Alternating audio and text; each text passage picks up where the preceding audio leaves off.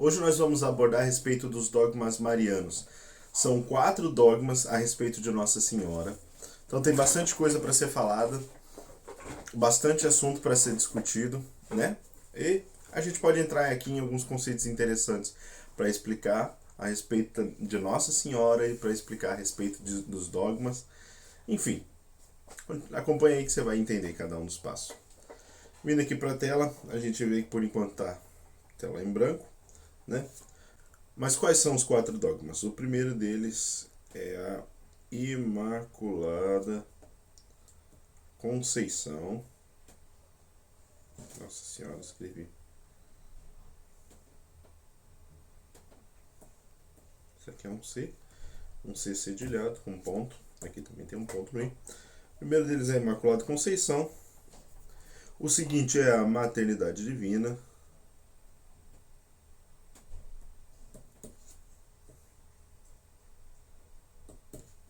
O próximo é a sua Perpétua Virgindade.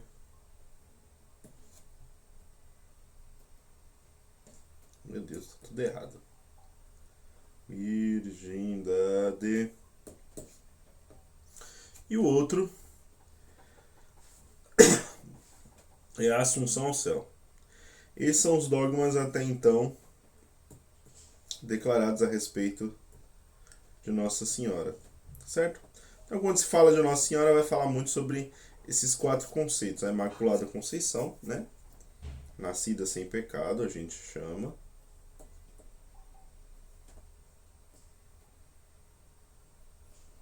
Esse é o primeiro ponto. A Maternidade Divina, ou seja, Mãe de Deus.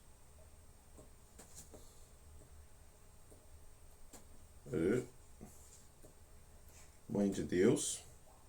Sua Perpétua Virgindade, acho que não tem que explicar, e sua Assunção ao Céu é a ida de corpo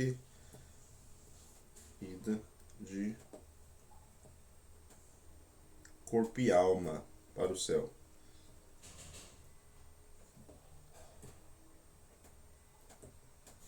Para o céu. Legal. Fiz um riscão. Então, beleza. Aqui a gente tem alguns pontos, né? Nossa Senhora foi nascida sem pecado, Mãe de Deus, perpetuamente virgem e assunta aos céus. Certo? Esse daqui, o que são dogmas? Vamos entrar nesse ponto. Vamos dar um zoom aqui, do lado dessa conversa. Vamos dar um zoom bem grande. Para quê? Para escrever aqui, ó. Dogma. Calma aí um segundinho.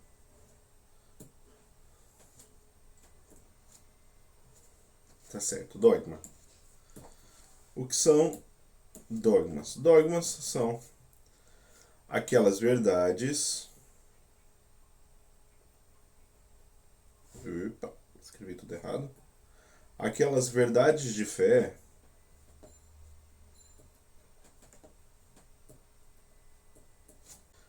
verdades de fé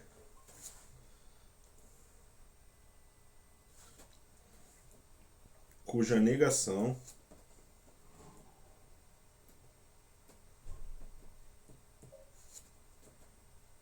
implica em perda da fé.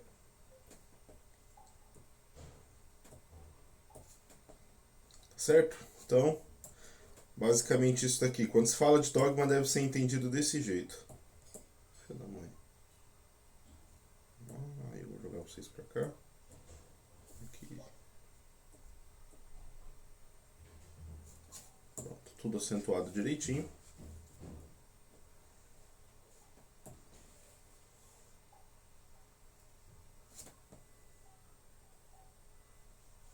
Bem, onde foi parar? Errou tudo aqui. Então pronto, temos um ponto aqui, dogma. Então dogma, quando nós falamos de dogma, especialmente na doutrina católica, eu acho que só se fala de dogma na doutrina católica, para ser sincero. Quando nós falamos de dogma na doutrina católica, a gente fala de quê? Uma verdade de fé que, se por algum motivo você resolva negar essa verdade de fé, você está imediatamente perdendo a fé. Tá certo? ela geralmente é um documento, né, que anuncia um dogma, e vem acompanhado da seguinte formulação.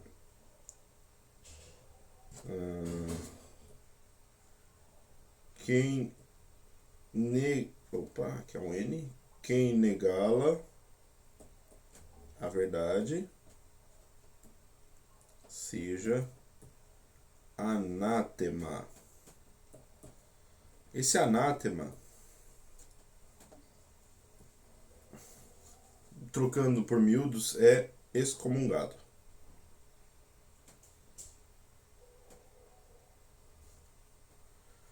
Ou seja, é excluído da comunidade cristã.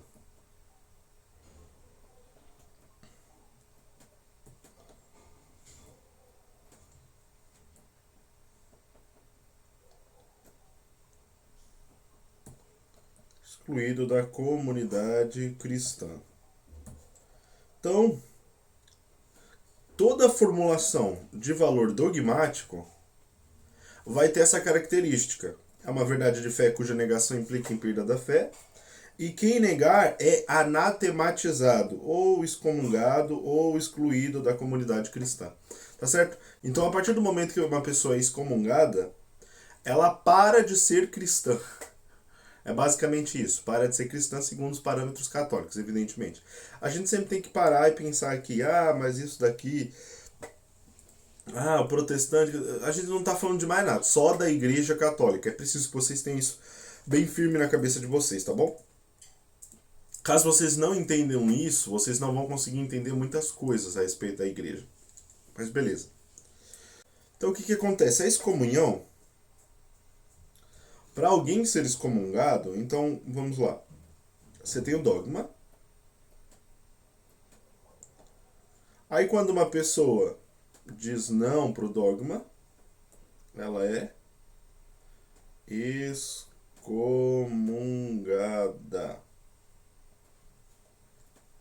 Como é que isso acontece? Bom, depende do contexto, na verdade. Então, por exemplo, para uma pessoa ser excomungada, tem dois tipos de excomunhão. A primeira é a ferende sententiae.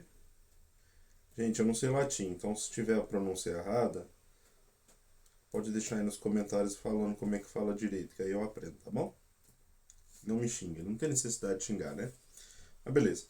Ferende é isso aqui, F-E-R-E-N-D-A-E. É assim que se fala. Melhor. Ferende sententiae, que é o quê?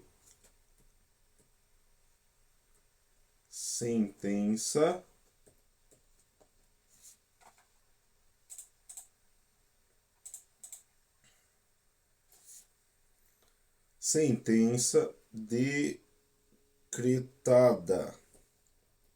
Então, o que acontece? Por exemplo, deixa eu tirar isso aqui.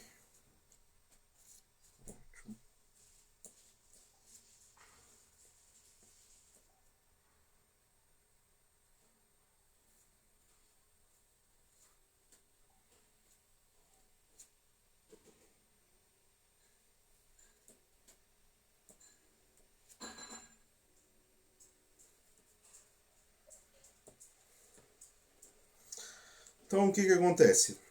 Existe o dogma, né? O dogma aqui. Independente de qual seja, se alguém, por eventualidade, anunciar que um dos dogmas é falso, e essa pessoa for católica, evidentemente, o que acontece? Um bispo ou santo padre tem a autoridade para decretar a sentença de excomunhão. Então, aí vai ser uma excomunhão sob um modelo, enfim, sobre o modelo de ferende sententiae, então a sentença decretada. A pessoa está excomungada, nesse caso, porque alguma autoridade a excomungou. Então eu, digamos, eventualmente eu me torno papa. Não vai acontecer porque eu sou casado. Mas digamos que se eu fosse padre, aí eu me torno bispo, aí eu me torno cardeal, e aí de cardeal eu viro papa. e aí eu excomungo um bonitinho, por qualquer motivo que seja, porque ele negou algum dogma. A excomunhão sempre é por causa de um dogma, né? Então, é por causa de uma pessoa que negou um dogma, né? Então, eu excomungo algum bonitinho, vai ser ferende sententia, a sentença foi decretada. Aí eu escrevo um documento e reconheço aquela pessoa como excomungada da Igreja Católica. Só que tem um outro modelo, que é o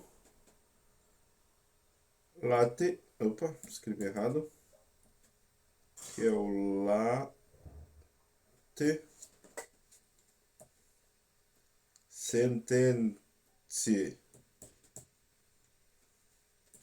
Esse daqui a gente vai chamar de sentença imediata. Ah, é verdade, eu falei que só é excomungado se...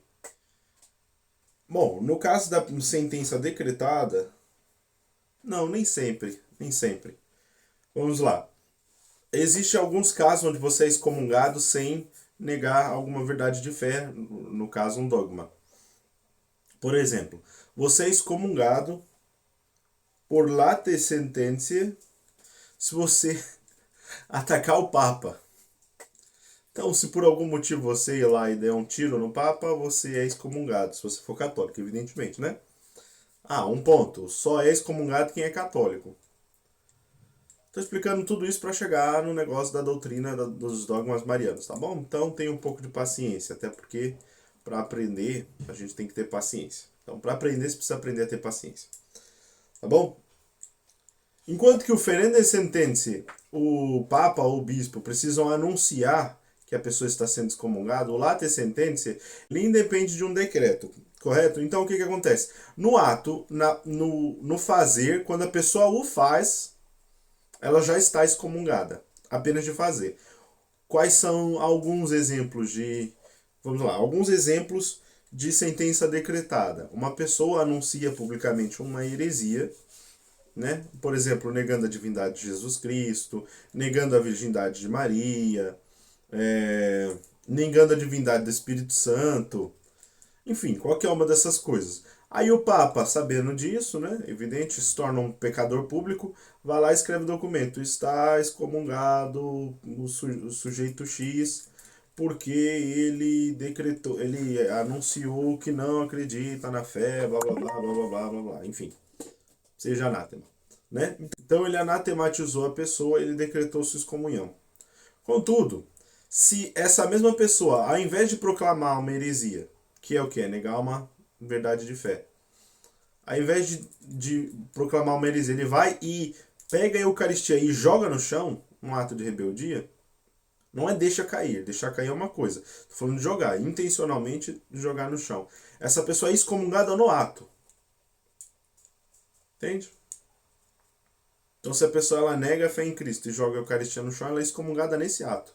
O que significa excomunhão? A excomunhão é você ser excluído da comunidade cristã, né? E em que sentido isso se dá? Não significa que você está proibido de ir participar da missa, não significa que você está proibido de rezar o terço, não significa que você não pode ter amigos cristãos, que você não pode... Não, o que significa? Que você não pode receber dignamente os sacramentos. Porque você, no atual momento da sua excomunhão, não é mais corpo de Cristo.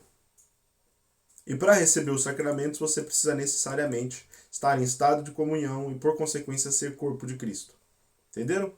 Então, aquele que é excomungado, ele é excluído da comunidade cristã nesse sentido, ele deixa de ser igreja. O excomungado deixa de ser igreja. Outro exemplo de pessoa que é excomungada late sententia são pessoas que defendem publicamente o aborto. Então, todo aquele que defende publicamente o aborto é excomungado no ato. Entendeu? Só que o que acontece? Para esse excomunhão late sententia funcionar, né? Eu tô dando uma aula aqui sobre excomunhão, não sobre a Virgem Maria. Mas eu vou chegar lá, eu prometo.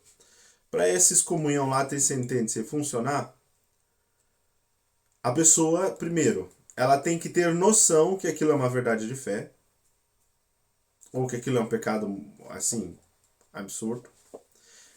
Segundo, ela tem que ter noção que ela fazendo, cometendo esse ato, ela vai ser excomungada.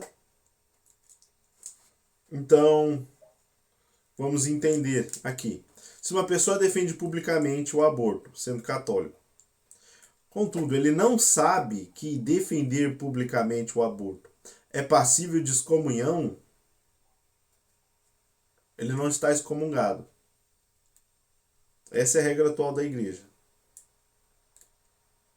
A partir do momento que essa pessoa é educada e ela permanece no erro, aí sim, ela está excomungada. Certo?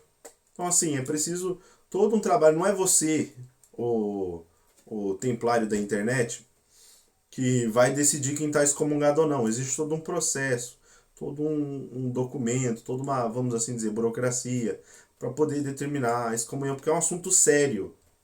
Não é brincadeira.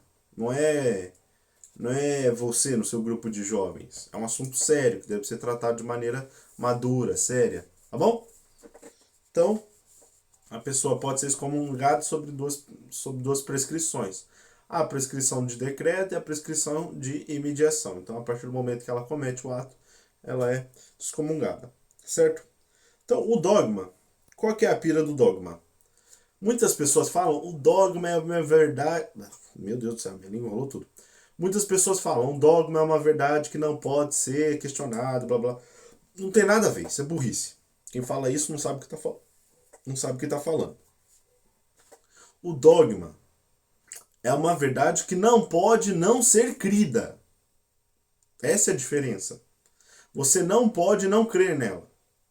Questionar você pode. Você pode questionar a respeito da, por exemplo, aqui da perpétua virgindade de Nossa Senhora. Perguntar, mas por quê? Será que foi assim mesmo? A igreja atesta com firmeza, por meio do dogma, que essa é a fé da igreja. Então, se você é católico, você tem que acreditar na perpétua virgindade de Nossa Senhora, por exemplo. Ou na divindade de Jesus Cristo, ou na divindade do Espírito Santo, ou na unidade da Santíssima Trindade, enfim, a unidade de Deus. Né? Você tem que acreditar nisso. Tem. Mas o que não significa que você não pode se questionar a respeito. A igreja, ela não forma pequenos burrinhos com viseiras. A igreja forma seres humanos, e seres humanos naturalmente se questionam a respeito das coisas. A igreja com certeza entende o questionamento das pessoas. E é por isso que os santos, ao longo dos séculos, estudaram e trabalharam tanto para que hoje a gente tenha uma resposta justa e válida a respeito desses temas. Entende? É bem diferente do que eles falam para você na escola. Sabe por quê? Porque ou eles não são católicos ou eles são católicos muito mal formados. Tá bom? Então, como você está aqui numa caminhada para não ser um católico mal formado, né? Desenvolver um bom senso, também em conjunto com um senso crítico a respeito da sua fé, você, não vai ser um burrinho com uma viseira, e dois, não vai ser um católico mal formado. É esse o meu intuito aqui, tá bom? Então, o dogma, como é que é formado o dogma? O dogma é assim, a igreja percebe que ao longo de todo o tempo, ela sempre creu em uma verdade. Por exemplo, na perpétua virgindade de Nossa Senhora, eu sei porque que eu estou vendo aqui, tá? Meu computador está aqui do lado, então eu olho para a tela e é o que eu vejo. Então, a igreja ela determina, nós católicos sempre cremos na perpétua virgindade de Nossa Senhora, por exemplo. Então, como nós sempre cremos, não. Então, reconhecendo essa fé permanente na igreja, nós atestamos que pelo dom do Espírito Santo não fomos enganados ao longo dos tempos, mas que, confirmados pelo tempo, justamente, temos uma fé que é verdadeira. A fé da perpétua virgindade de Nossa Senhora nesse contexto. Tá certo? Existem outras questões. Se eu não me engano, são 43 dogmas que tem. Tá certo? Então, dogma é uma verdade que não pode não ser crida, mas que pode sim ser questionada, perguntada a respeito, explicada, justificada, enfim. Tudo isso que você imaginar. E aí vamos lá. Imaculada Conceição. O que acontece? Esse negócio aqui dá um pepino para a igreja, tá? Então vamos lá. Imaculada Conceição é o mistério pelo qual nós reconhecemos que Nossa Senhora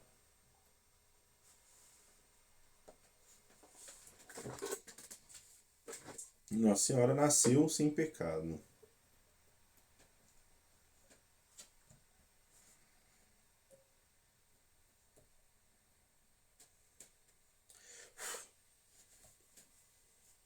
Qual que é um dos principais questionamentos a respeito desse dogma? Eu diria que o principal é a respeito da transmissão do pecado de uma geração para outra. Então a gente tem assim, Adão e Eva, né? Aie. Adão e Eva. É engraçado em Adão e Eva que o A geralmente é feminino e o E é masculino, né? Aqui é o contrário, o Adão é o A, ele é masculino e o Eva é E. Enfim, só uma elucubração aqui, viajei. Aí eles tiveram a ferida do pecado, né? Tiveram Caim. E Caim tinha a ferida do pecado. Tiveram Abel. E Abel tinha a ferida do pecado. Tiveram, acho que é Sete. E ele tinha a ferida do pecado. O que acontece? Durante um longo período da igreja, não sabia. A verdade é que ainda não sabemos, né? Ao certo, como é que funciona a transmissão do pecado do pai para o filho. Por quê? Durante o período da igreja, eles acreditavam que o pai, né? Vamos colocar aqui, P de pai, tinha relação com a mãe, M de mãe. E o que acontece? O sêmen do pai, ele tinha a alma do pai. E a mãe fornecia a matéria. Então o pai, ele concedia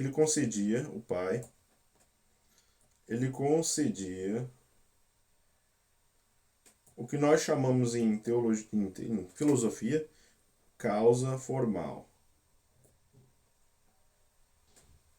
E a mãe concedia a causa material.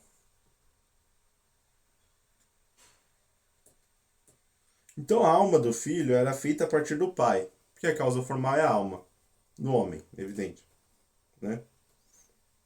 Então a alma da criança era feita a partir da alma do pai. E como era feita a partir da alma do pai, ela herdava o pecado do pai. Pecado, né? Conforme foram se aprofundando os estudos a respeito da doutrina, a respeito até da biogênese, né? A igreja chegou à seguinte conclusão, de que a alma não podia ser formada por um ímpeto humano. Porque se o homem fosse capaz de formar a alma, ele teria a capacidade de criar substância. E a capacidade de criar substância é uma capacidade divina, né? Então, o que nós sabemos? Nós sabemos que o quê? O sêmen do pai se relaciona com o óvulo da mãe. Óvulo. E aí existe um negócio que nós chamamos de concepção. Formado um novo DNA. No ato da concepção, Deus imbui esse corpo de alma. Também conhecido como causa formal.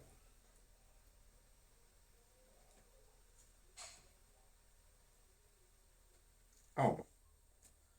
Tá certo? Então, o pai e a mãe fornecem, nesse sentido, a causa material e Deus cria, a partir do nada, a causa formal, a alma. Então, veja bem, um dos motivos de por que o aborto não é liberado sob nenhuma concepção, sob nenhum contexto pela Igreja Católica é justamente pelo fato de que no ato da concepção, quando o espermatozoide entra dentro do óvulo e fecunda o óvulo, naquele momento é criada uma alma. E como é criada uma alma, a consequência natural de você se desfazer dessa alma é você matá-la. Você se desfazer desse sujeito que você matou ele. Então o aborto ele é um crime de homicídio. né? Nessa época em que eles... Alguns defendiam esse modelo, tá? Não todos. Esse modelo de que o sêmen do pai levava a alma e como que gerava uma alma nova no corpo, na matéria que a mãe liberava, enfim. Aí existe um pequeno problema. Por quê? Porque no modelo antigo tinha uma justificativa para o pecado. O pecado ele era herdado de maneira explícita do pai. Só que nesse novo modelinho aqui, como é que entra o pecado entre uma geração e a outra?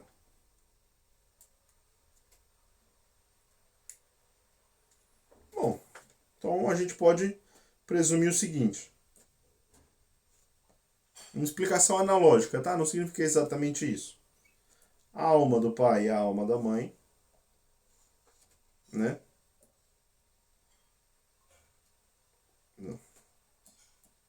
A gente pode presumir o seguinte, isso é uma analogia, não significa exatamente isso.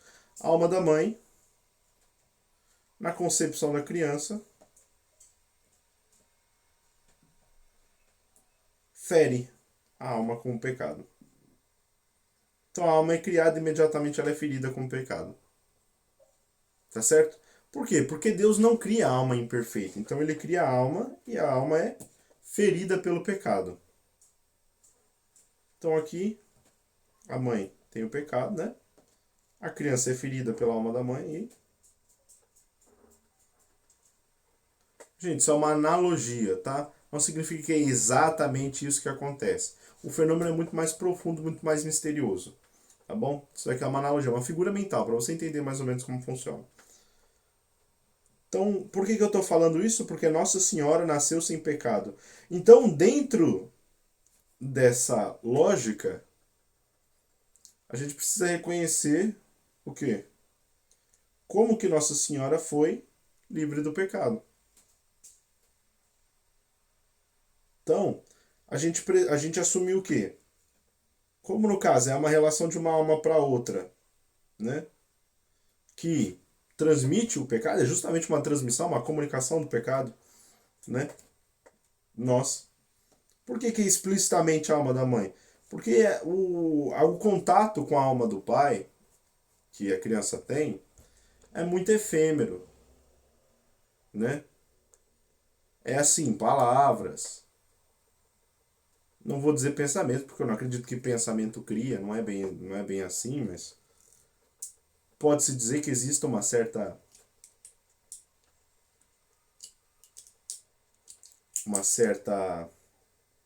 transferência também com o pensamento. Mas enfim, além desse fato, existe uma coisa na santidade que nós chamamos de solidariedade dos santos.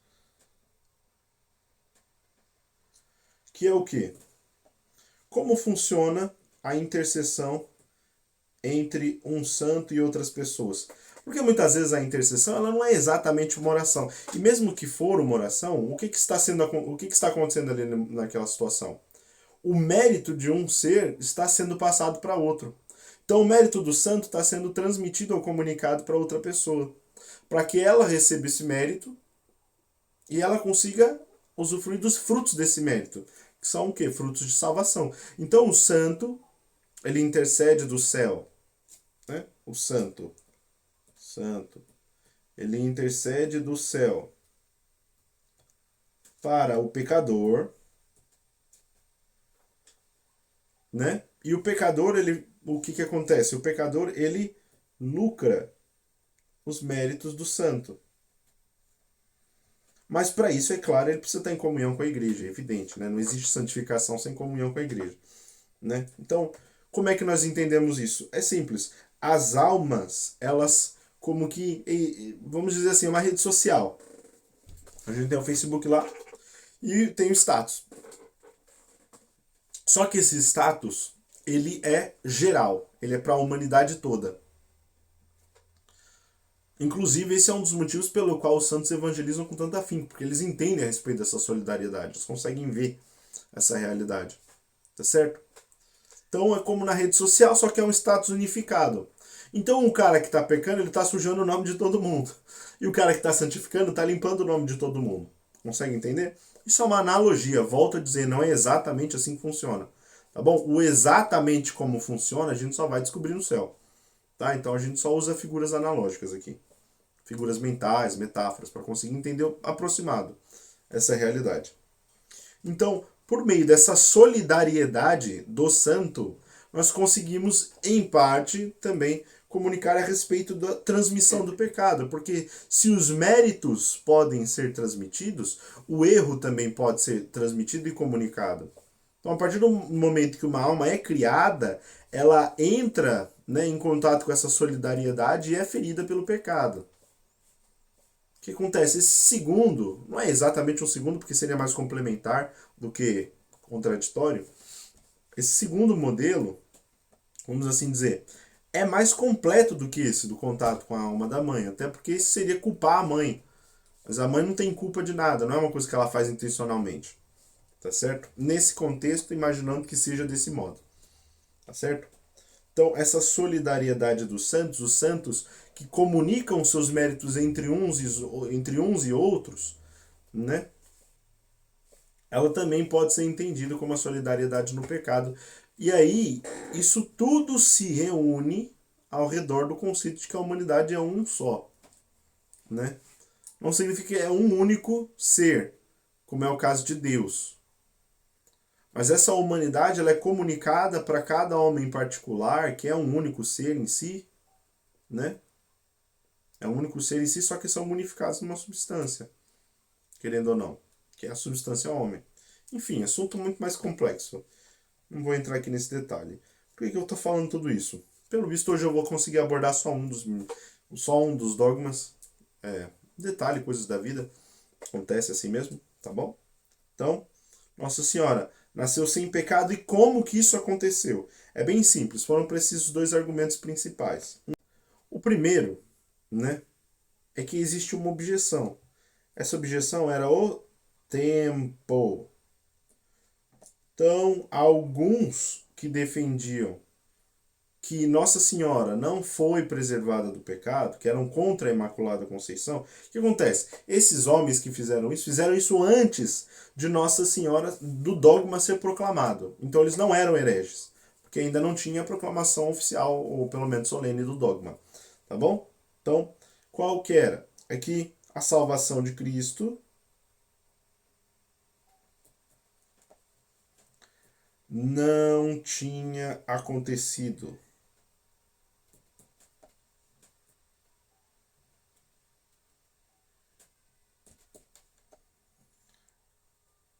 Então, como é que Nossa Senhora, que nasceu entre 13 a 15 anos antes de Cristo nascer, e entre, 45, não, 46 a 49 anos antes de Cristo nascer, como é que essa mulher teria sido salva do pecado, porque querendo ou não, Nossa Senhora, ela só é livre do pecado porque ela foi salva do pecado, como todos nós. Não teve um homem que não foi salvo do pecado, ou melhor, não teve um homem que foi destinado ao céu que não foi salvo do pecado por Jesus Cristo. Todos aqueles que foram para o céu, que estão em estado de santidade, foram salvos por Cristo, inclusive Nossa Senhora. O que acontece? Como Nossa Senhora teria sido salva se o sacrifício de Cristo só ocorreria 49 anos depois? Esse era um questionamento. Outro questionamento. O sacrifício de Cristo, outra objeção, né? O sacrifício era um sacrifício reparatório, vamos assim dizer. Reparatório, reparador, enfim. Reparatório. Ou seja, ele tinha o intuito de reparar um erro, uma quebra.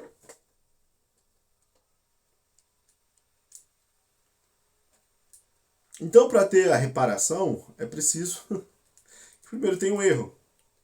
Só que, e aí quais foram os principais argumentos para contradizer isso? Primeiro, de que essa reparação era para o gênero humano.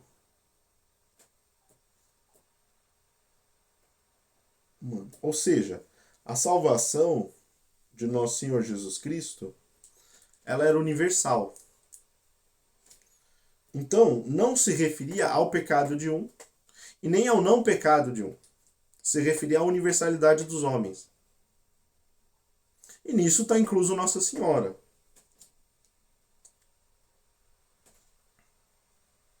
E outro, ao passo que os homens, vamos lá, a gente tem a mãe, tem o pecado, o pai tem o pecado, aí tem o filho, vai ter pecado. Nessa transmissão do pecado, a partir do momento que Deus cria a alma, Nossa Senhora, ela não só foi salva do pecado, do mesmo jeito que todos os homens, mas além de salva, e aí a gente pode até fazer aqui, um outro, mãe, pai, pecado e pecado. O que acontece? Ela foi, que Nossa Senhora, ela foi preservada. Fazendo aqui no lugar errado. Ela foi preservada. Ela foi preservada do pecado. Então veja bem, o que acontece? Num ser humano comum, como eu e você, nossa mãe e nosso pai têm pecado, nós temos pecado, e aí nós passamos por um processo de purificação, né? Purificação. E esse processo de purificação gera um santo.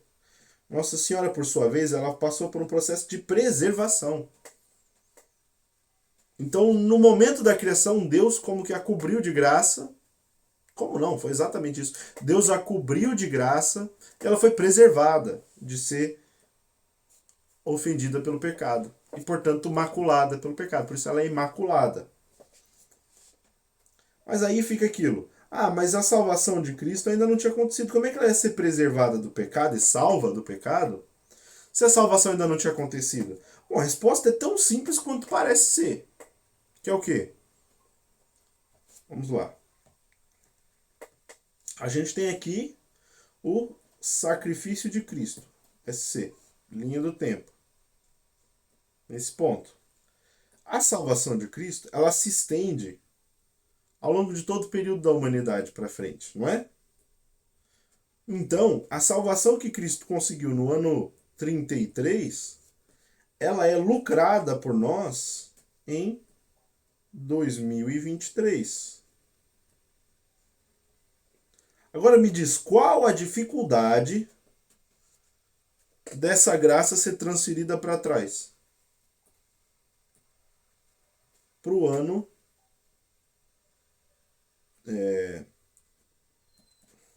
pro ano 13 a 15 antes de Cristo, que é quando Nossa Senhora nasceu.